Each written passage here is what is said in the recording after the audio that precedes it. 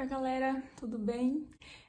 Agora nessa aula, depois de vocês já terem visto a primeira aula, né, que é sobre a classificação dos seres vivos, aí os outros vídeos que eu coloquei lá, né, que são de terceiros, outros professores do YouTube, eu quero que vocês assistam essa aula, que ela vai fazer um resumo entre os três principais grupos que foram vistos nessa unidade, tá? Vírus, bactérias e protozoários. Além desse resumo, eu vou fazer algumas comparações, tá? Para que as diferenças entre esses grupos fiquem mais evidentes, certo? Então, bora lá. Comecem. Então, vamos lá, pessoal. Aqui nós vamos ter um resumo dos três principais grupos dessa unidade. E além do resumo, eu vou buscar fazer uma comparação, né, entre as principais características para que as semelhanças entre esses grupos fiquem mais evidentes e as diferenças também, tá? O primeiro deles é o grupo de vírus, onde ele não pertence a nenhum reino. Na verdade, existe toda uma discussão sobre se os vírus são seres vivos ou não, devido ao fato deles não possuírem célula própria, né? E eles precisarem invadir uma célula hospedeira para daí eles conseguirem realizar o seu metabolismo. Com certeza, dentro de uma célula hospedeira, eles podem fazer um estrago imenso, mas eles não possuem a célula própria para isso. Dentro da célula hospedeira, eles conseguem evoluir, conseguem realizar o seu metabolismo e manifestar suas características. Mas, devido ao fato deles não terem célula própria, ainda existe essa discussão se eles são considerados vivos ou não. Os apontamentos mais recentes sobre esse assunto indicam que boa parte das pessoas da área já consideram eles como seres vivos, sim. Mas ainda não existe nenhum reino designado para ele, tá? São, então, como eu acabei de dizer, acelulares. Não possuem célula própria, pois eles parasitam as células de outros seres. Eles são parasitas intracelulares, porque ficam dentro das células de outros seres vivos, seja a bactéria ou seja a célula de um outro ser vivo, pode ser um ser humano, né? Ou qualquer outro animal, ou uma planta, qualquer outra espécie, tá? São formados por uma cápsula proteica envolvendo material genético, que pode ser o DNA ou o RNA. Se for DNA, eles são conhecidos como adenovírus. E se for RNA, eles são conhecidos como retrovírus. O retrovírus, um exemplo de retrovírus é o HIV, tá? Que é o vírus causador da AIDS. Aqui nós vamos ter uma estrutura de vírus, tá? Essa seria a cápsula de proteína que envolve, parece uma mamona, tá? Por isso tantos memes aí sobre o coronavírus, ele ser uma mamona. Esse formato aqui, né, que parece uma mamona, mas nós vamos ter também um outro formato que parece uma nave espacial. Eu vou colocar aqui para vocês na edição do vídeo. Esse outro formato são os bacteriófagos, que são um tipo de vírus que invadem apenas o corpo de bactérias, tá? E esses vírus que invadem o corpo de bactérias, né, depois eles podem se ligar à superfície de outra bactéria ou de uma célula de um ser multicelular, que pode ser o nosso corpo, no nosso caso, né? Nós somos animais multicelulares, pluricelulares, e as nossas células elas podem ser invadidas por vírus, sim, tá? Esse bacteriófago, que é o outro exemplo de outro modelo, tem um outro modelo corporal que eu vou colocar aqui, um outro modelo estrutural, ele pode se ligar à superfície da bactéria ou de uma célula, injeta o seu DNA dentro da bactéria ou dentro dessa célula, que já tem um DNA próprio, tá? E esse DNA do vírus, ele vai se duplicar lá dentro e vai acontecer uma produção de proteínas virais. Pois vocês viram já no ano passado em biologia celular que qual que é a via de regra, né, da nossa máquina genética aí. O DNA, ele é como se fosse a receita, tá? Ele vai estar dentro do núcleo de todas as nossas células. Nós temos trilhões de células, todas elas possuem um núcleo celular. Dentro desse núcleo nós vamos ter os cromossomos, que de acordo com a espécie vai ter um número específico. A nossa espécie possui 46 cromossomos. Dentro do cromossomo nós temos o nosso DNA. Lá no DNA vai ter as informações necessárias, né, para ter formado o que nós somos. É lá no DNA que tem todas as informações que fornecem as nossas características físicas e muitas características comportamentais também. tá? Mas qual que é o processo para sermos o que somos, para termos a cor que temos, o tipo de cabelo, o tipo de olho, enfim? O DNA tá lá com a receitinha de como que nós vamos ser, como se fosse uma receita de bolo, como que aquele bolo deve ser feito. O DNA, ele transcreve RNA. O RNA, ele seria a pessoa que vai executar essa receita, né? Fazendo essa analogia aí com a receita de bolo. E depois, né, desse RNA transcrito, esse RNA ele vai fazer a sua tradução em proteína. Ele vai traduzir os seus códigos, as suas bases nitrogenadas, em aminoácidos. Cada trio de códigos vai, né, ser responsável por um tipo de aminoácido diferente. E esses aminoácidos, quando se unem, eles formam uma proteína. E a proteína, ela é simplesmente a expressão da vida. Se nós pegarmos um exemplo bem simples, a melanina.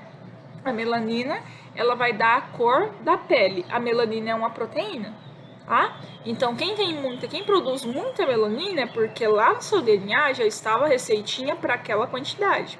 E quem produz muita melanina vai ter a cor de pele mais escura. E quem produz pouco vai ter a cor de pele mais clara. Não apenas a cor de pele. A melanina também influencia na cor dos olhos e na cor dos cabelos, tá? E também vai aumentar a sua produção diante da radiação solar. Por isso que muitos de nós, quando bem crianças, tínhamos o cabelo bem loirinho e ele foi escurecendo com o tempo, tá bem? Então, o que acontece aqui?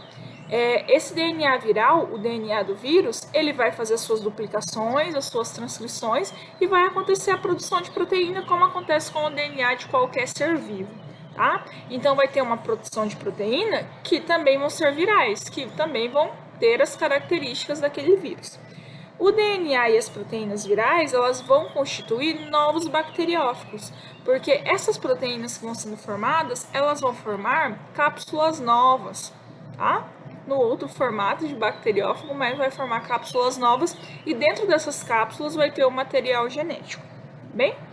Aí, a bactéria, né, onde está acontecendo tudo isso, a bactéria que está sendo a hospedeira para esse tumulto todo que os vírus chegaram lá para fazer, ela simplesmente vai se romper e vai liberar esse monte de bacteriófago, que são tipos de vírus. Pessoas, seres vivos, né, que estiverem com uma virose, que os vírus estejam fazendo esse ciclo reprodutivo, essa virose geralmente vai ter a característica de expressar os seus sintomas muito rápido, porque a célula, ao se romper e liberar essa quantidade enorme de vírus, né, essa célula da bactéria, quando ela se rompe e libera essa quantidade exorbitante aí de bacteriófagos, que são um tipo de vírus, vai ser muito mais fácil de manifestar o sintoma, porque eles vão estar em grande quantidade, tá? Então é muito mais rápido. Agora, já as doenças dos vírus que realizam esse tipo de ciclo aqui embaixo, o ciclo lisogênico, elas já são doenças que dificilmente é encontrada a cura e também doenças que demoram um pouco mais para manifestar os sintomas, tá? O ciclo 1 e o ciclo 2, são esses dois pontos aqui, é a mesma coisa. Tá? Um bacteriófago, um vírus, né? Ele vai se ligar à superfície da bactéria ou da célula. Aí vai injetar o seu DNA dentro dessa célula, seja da bactéria, né, ou seja a célula de um ser multicelular. Aí o DNA do bacteriófago, o DNA do vírus, vai se ligar ao cromossomo daquela célula, seja ela de uma bactéria, seja ela de uma pessoa ou de qualquer outro animal, tá? Então aquele DNA do vírus, ele vai se ligar ao meu DNA, se esse vírus ele está fazendo isso com alguma célula minha. E daí, o que vai acontecer? As nossas células, elas realizam mitose, elas se dividem naturalmente para acontecer a renovação celular. Muitas vezes a nossa pele da mão, do rosto, ela acaba descamando, né? São células mortas que estão saindo porque células novas já surgiram. As células, elas aumentam de tamanho, duplicam o seu material interno e se dividem, e onde era uma célula só, acaba se tornando duas. A que surgiu, né? A nova célula que surgiu, ela vai viver por mais tempo. Aquela mais antiga, ela já é uma célula mais antiga e vai cumprir o seu ciclo de vida e vai se tornar uma célula morta, tá? Acontece isso naturalmente. Só que se um vírus se ligou, o DNA desse vírus se ligou ao meu DNA, o meu DNA já está infectado por esse vírus. E quando a minha célula for realizar esse processo de divisão que ela já realiza normalmente, vai se dividir normal, tá? Vai conseguir realizar as suas divisões. Porém, todavia, no entanto, a célula nova que vai surgir já vai surgir infectada pelo vírus também, tá? Algo que é diferente dos vírus que realizam o ciclo lítico. Aqui no ciclo lítico, os vírus que realizam esse ciclo, geralmente quando eles entram em contato com a célula da bactéria, né? Ou com a célula qualquer, ele já vai impedir que os processos da célula aconteçam, tá? Ele realmente vai paralisar os processos naturais daquela célula e vai usar aquela célula como uma hospedeira, ali como um lugar para ele realizar os seus processos individuais. Ele precisa da célula para isso, tá? Aqui, os vírus que realizam o ciclo lisogênico é um tanto mais complicado, porque ele consegue, né, como se ele conseguisse enganar o nosso próprio material genético e ele se aloja lá como se ele fizesse parte do nosso material genético normal, quando na verdade não é, né? Quando na verdade é o material genético de um vírus e com o passar do tempo vai trazer a manifestação de sintomas de uma doença, tá? Comparando com as bactérias que são pertencentes ao reino Monera.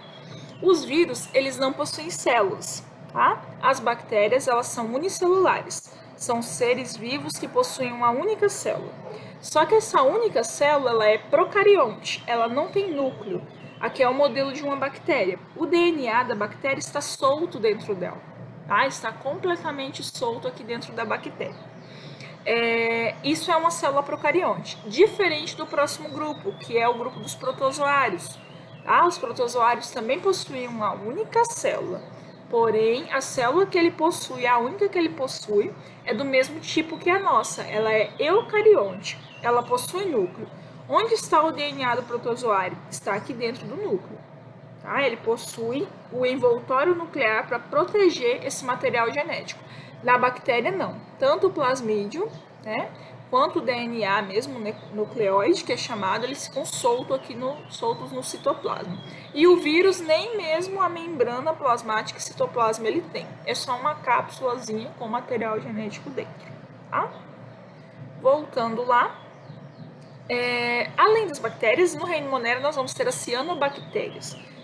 E as arqueias também. As arqueias são conhecidas por viverem em locais totalmente inóspitos, ou muito gelados, ou muito quentes, onde nenhum outro ser vivo conseguiria sobreviver. As arqueias sobrevivem, elas são duras na queda.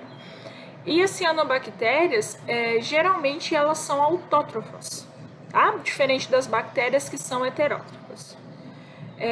Muitas das bactérias realizam o processo de fermentação.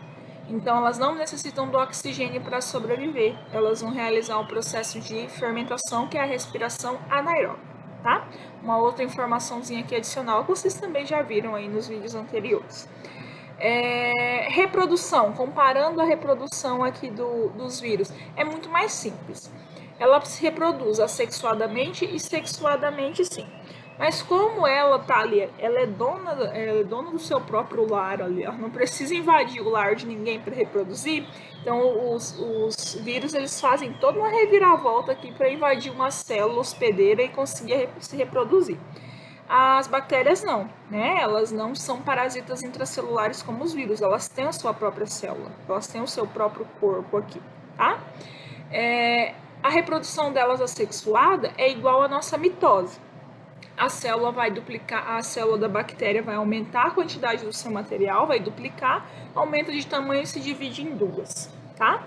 Quando essa reprodução é sexuada, no encontro de duas bactérias vão formar um canal, tá? E por esse canal vai passar uma parte desse plasmídio que contém material genético.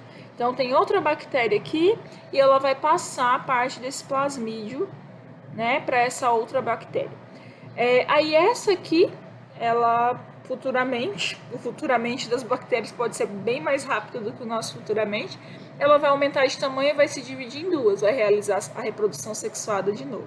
Só que ela já realizou uma troca com uma outra bactéria, então a variabilidade genética dela, né, vai aumentar. Então, se tivesse sido antes dessa troca, a nova bactéria que surgiu seria de um jeito, tá? Mas como foi depois, ela surgiu de outro com material genético um pouco diferente.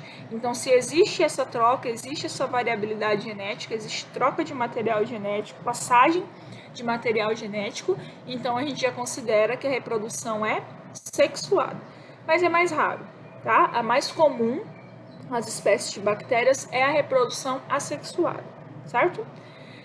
E aqui nós vamos ter o reino protista, que é o reino dos protozoários e das algas. Falando dos protozoários, né? Que foi o grupo mais mencionado. Eles também são unicelulares, assim como as bactérias. Só que a sua célula é eucariote, como eu já havia mencionado. Ela possui núcleo, coisa que a bactéria não tem. Uma outra diferença, lá no reino Monera, nós vamos ter tipos de bactérias que fazem fotossíntese ou quimiossíntese e outros tipos que não fazem, tá? Os que não fazem e os que fazem. Aqui nos protozoários, não, ninguém faz fotossíntese, ninguém produz o próprio alimento. Todos eles precisam consumir um outro ser vivo para sobreviver, tá? Eles são considerados heterotróficos. E além disso, podem viver isolados ou formar colônias. As bactérias também, tá? Vão ter várias formas aí que elas podem ser encontradas. Locomoção, que é bem importante aqui no grupo dos protozoários, é uma característica bem essencial de se saber. Eles podem ser risópodes, flagelados ou ciliados. Risópodes é os que formam falsos pés e com esses falsos pés eles vão se locomovendo. Eu sempre comparo os protozoários que usam esse tipo de locomoção, que os principais exemplos que nós vamos ter são as amebas e as giardias, com aquele negócio nojento que as crianças brincam, a moeba, aquele trem lá, tem um outro slime. Meu Deus, quando eu dava aula no fundamental, que ódio que eu tinha daquilo. Enfim, fica um negócio gosmento, se você joga, parece que vira um trem com um monte de tentáculo, né, que gruda. É mais ou menos isso, uma ameba e uma giardia. É como se ela formasse esses tentáculos, né, esses falsos tentáculos aí, entre aspas, né, são pseudópodes, são falsos pés. Pseudo, né, de falso, e podes é de pé. E com isso elas vão se locomovendo. Flagelados vão ser os protozoários que possuem flagelos. Flagelos sempre vão ser extensões, filamentos, que são longos e são em pequenas quantidades. E também vai ter protozoários que são ciliados, tá? Protozoários que são ciliados, eles utilizam cílios para se locomover, como se eles saíssem varrendo assim com seus pelinhos e se locomovendo. E os flagelos a mesma coisa, eles usam praticamente para nadar, tá? Eles nadam com o auxílio dos flagelos. O flagelo, gente, sempre lembre do espermatozoide. A cauda que o espermatozoide tem é um flagelo, tá? Ciliados, lembre dos seus cílios aí, dos seus olhos, é a mesma coisa. São vários pelinhos em grande quantidade. E flagelos são poucos pelinhos, só que são mais longos, tá? E os nossos cílios já são curtos, né? São muitos pelinhos, mas do tamanho pequenininho. É isso daqui, ó. Tá? Vários cíliozinhos aqui que vai ajudar na locomoção. Flagelos são esses mais longos, ó, e aí veja que é em pequena quantidade. Tem aqui na bactéria também, bem? Agora sobre a importância de cada um. Até por isso que eu deixei a importância aqui da bactéria para depois, né? Os vírus são causadores de doenças? São. Uma curiosidade sobre as doenças, as viroses, né? Não existe uma cura, não existe, vai ter um remédio que vai matar tal vírus. Não existe. Então nós estamos perdidos, professora, com essa pandemia. Estamos e não estamos, né? Estamos por ser algo totalmente novo, então o processo de produção de uma vacina é demorado mesmo. A ciência muitas vezes não tem a quantidade de recursos que ela necessita e não estávamos preparados para tal, né? Para uma pandemia em pleno, né, ano de 2020. Não estávamos, devíamos estar, né? As tecnologias já deveriam estar mais preparadas para isso, mas é um vírus novo, então, assim, foi descoberto agora, é preciso mesmo, se leva um tempo para conhecer e tentar, né, buscar uma solução para sanar o problema que esse vírus causa. Mas, assim, em qual sentido que eu quero enfatizar que não existe remédio para o vírus. Que, por exemplo, para bactéria tem, tá? Para bactéria nós temos os antibióticos. Então, dependendo do tipo de bactéria que você está com a doença que é causada por bactéria, vai ter uma grande lista de antibióticos e vai ser receitado para você aquele que melhor se adequa ao tipo de bactéria que você precisa se livrar. Né? Sempre tomando muito cuidado, até por isso que os antibióticos atualmente só são vendidos com receita, porque antes não era preciso de receita, mas as pessoas elas faziam um consumo de antibiótico sem uma recomendação médica. Aí acabava matando bactérias do seu corpo que nem deveriam morrer, bactérias que são boas, que são benéficas para o corpo, tá? Então, devido a isso, né, ainda bem que daí proibiram a venda do antibiótico sem receita. Mas ainda tem muito farmacêutico, tá? Tem muito bioquímico mau caráter que ainda faz essa venda. E assim, não façam isso. E nunca recomendem que alguém faça, né? Que vá lá e converse para ver se ele te vende. Porque às vezes você vai estar fazendo a ingestão de um antibiótico que vai atrapalhar totalmente o seu metabolismo corporal, tá? Então, para bactéria, nós vamos ter ali um remédio específico, temos vários remédios específicos para que mate a bactéria e assim acabe com a doença e com os seus sintomas. Para o vírus não existe um remédio para matar o vírus. Como que o vírus ele deixa de te atrapalhar, deixa de causar uma doença para o seu corpo? O seu corpo vai criar anticorpos e o seu sistema imune vai fazer com que você se torne resistente com a presença daquele vírus, tá? A dengue, por exemplo, a dengue é causada por um vírus. E vai ter vários tipos de vírus da dengue. Se você pegou um tipo, você pegou o tipo 1, você não vai pegar mais o tipo 1. Porque quando o seu corpo se deparar, né, se você entrar em contato novamente com um vírus do mesmo tipo, o seu corpo ele já vai ter, o seu sistema imune, ele vai ter um sistema de reconhecimento. E ele vai perceber que o seu corpo já tem anticorpos para se livrar daquele antígeno que é aquele tipo de vírus. Agora, se você adquirir o tipo 2, aí você vai, de novo, lidar com os sintomas da doença. Então, qual que é o remédio que a gente toma, né? Quando a gente está com uma virose, seja dengue, seja gripe, e várias outras viroses que nós vamos ter por aí. Nós vamos tomar remédio para amenizar os sintomas que aquele vírus está causando. Você não está tomando um remédio para matar o vírus. Aí o que nós vamos ter, né, de seguro, de mais seguro para não ter uma doença viral? Nós vamos ter as vacinas. A vacina, o que ela é? Ela é simplesmente aquele micro-organismo, se é uma vacina contra uma virose, vai ser o próprio vírus, só que de uma maneira inativa, que não vai te causar a doença, mas vai fazer com que o seu sistema imunológico reconheça aquele indivíduo ali e produza anticorpos. Aí quando você se deparar com aquele vírus de verdade, quando você se deparar com ele no dia a dia, aí você já não vai adquirir mais aquela doença. Porque daí no caso, o seu vírus já vai ter reconhecido por conta da vacina. Só que as vacinas também têm um prazo de validade, né? E dependendo do vírus, esse prazo é super curto, tipo o vírus a vacina para gripe. Como existe uma variedade muito grande de vírus causadores da gripe, o período de vacinação da gripe é super curto. E mesmo assim, ela não te deixa 100% imune. Então a gente fala assim, tomei a vacina da gripe e eu fiquei gripada igual, né? Porque você pode ter adquirido algum tipo de gripe do qual aquela vacina não estava te imunizando. Existe uma variedade enorme de vírus, eles evoluem e se modificam muito rápido, tá? Então, né, além disso, além de causar doenças, além da forma que o vírus te causa uma doença ser um pouco mais complicada do que a forma que a bactéria te causa uma doença, o vírus ele pode ter um lado positivo. Ele causa doença na nossa população humana? Causa, mas ele causa em todos os outros seres vivos.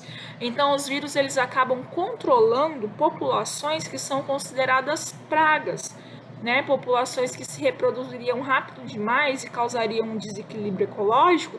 Por conta de alguns tipos de vírus, essas populações elas têm uma redução na sua quantidade de espécies e isso acaba sendo bom para o desenvolvimento ecológico, né? Para o equilíbrio ambiental. Bem, importância das bactérias.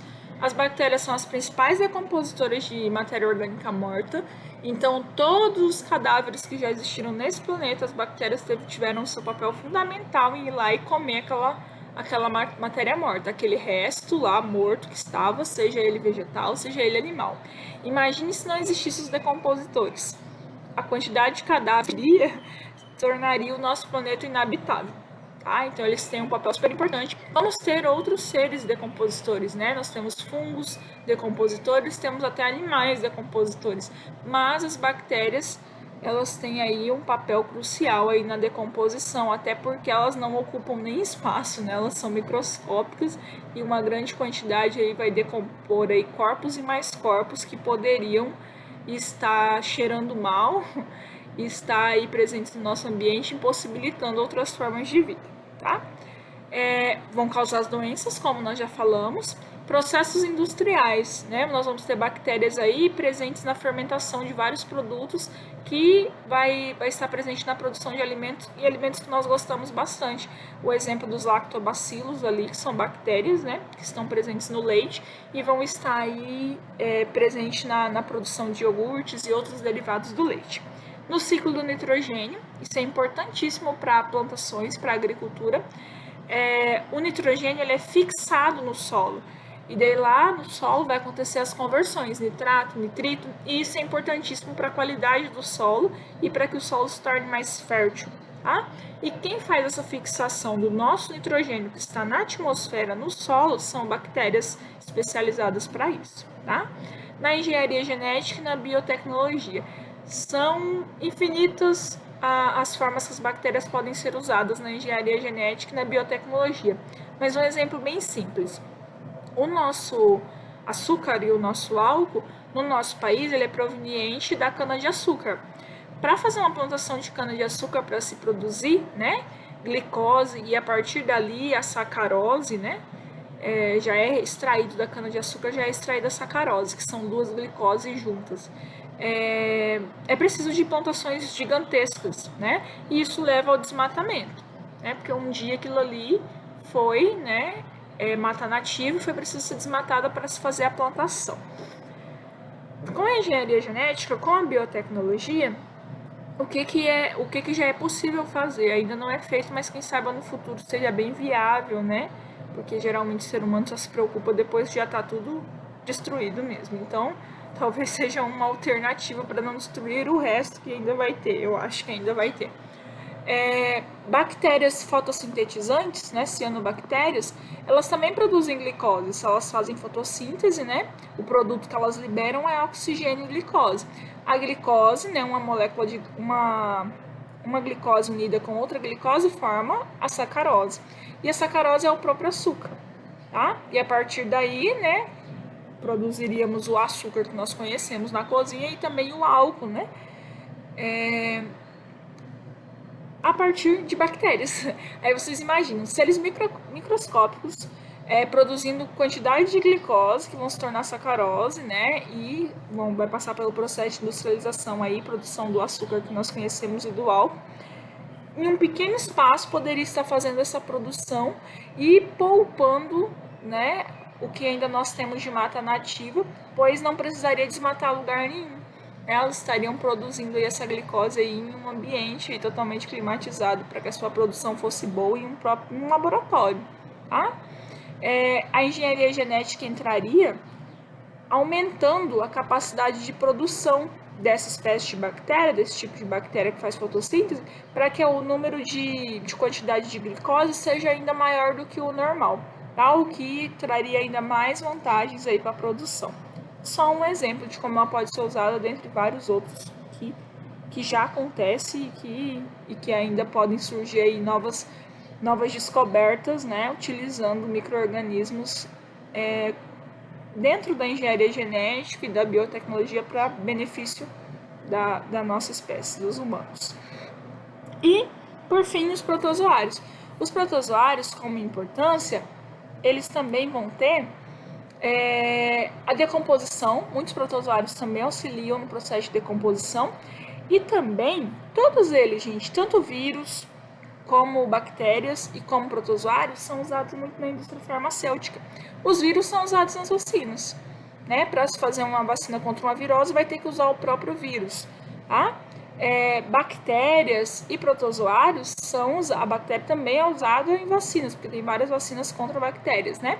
E pode ser usada aí para a produção de algum composto que vai ser utilizado em algum outro medicamento. Os protozoários é bem comum usar uma técnica de DNA recombinante para que se produza hormônios a partir de protozoários. E os hormônios eles podem ser aplicados para uma variedade aí de enfermidades, né? E de até medicamentos que a gente usa corriqueiramente sem nem estarmos enfermos. Um exemplo, a pílula anticoncepcional é o próprio hormônio sintético que foi produzido. E ele pode ter sido produzido, né, com a ajuda aí de um protozoário, tá?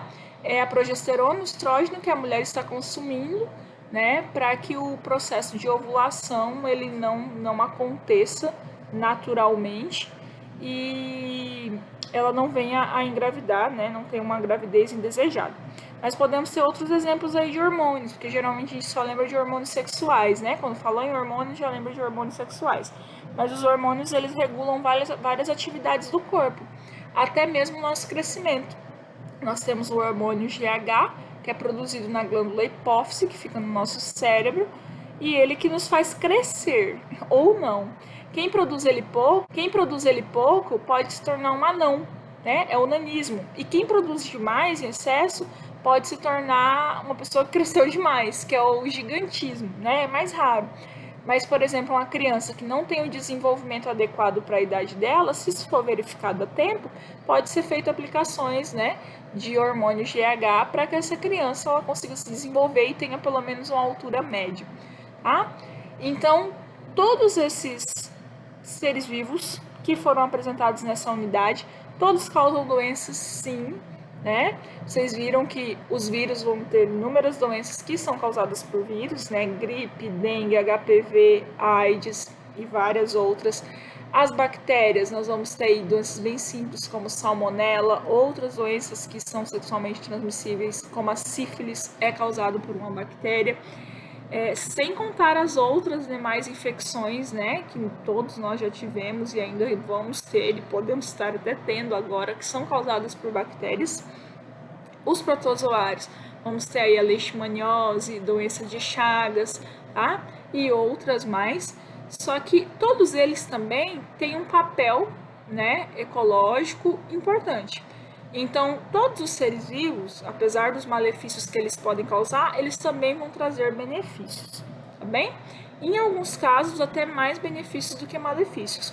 Se a gente parar para pensar no grau de relevância, assim, no grau de mortalidade que as doenças causadas por bactérias podem causar e os benefícios que elas trazem para o nosso corpo e para o meio ambiente, os benefícios eles são muito maiores do que os malefícios. Tá? Nós vamos ter um número aí de bactérias benéficas muito maior do que aquelas que são consideradas maléficas. Então, por hoje é isso, tá? Espero que tenham gostado da aula e até a próxima.